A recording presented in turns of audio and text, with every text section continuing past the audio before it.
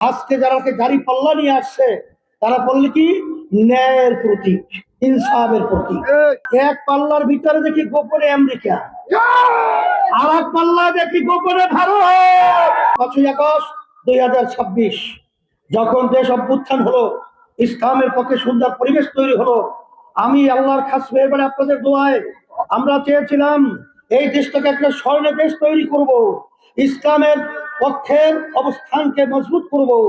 কিন্তু স্বার্থন্বেষী মহল আজকে যারাকে গাড়ি পাল্লা নিয়ে আসছে তারা বললে কি ন্যায়ের প্রতীক, ইনসাফের প্রতীক। কথা ঠিক না? হ্যাঁ, কোন ইনসাফ? এখন তো দাড়ি পাল্লার 2টা পাল্লা দেখি। পাল্লা কয়টা? পাল্লা কয়টা?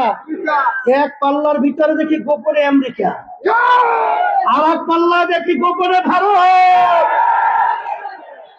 আমরা বাংলাদেশের মানুষ, আমরা আমেরিকার ইনসাফ দেখতে চাই না, আমরা ভারতের ইনসাফ দেখতে চাই না, আমরা ইসলামের ইনসাফ দেখতে চাই। এই জন্য আমার পরিষ্কার আমার বাজারদেরকে বলবো, আমি ছাত্র বয়স থেকে আমি বাউফলে আসি, আমি বাউফলে বিভিন্ন আন্দোলনে ঘুরেছি। এই বাউফলের মাটি ইসলামের পক্ষের ঘাঁটি। আমাদেরকে ধোঁকা দিয়ে বোকা বানাবে আর ইসলামকে জবাই করবে, এটা হতে পারে না।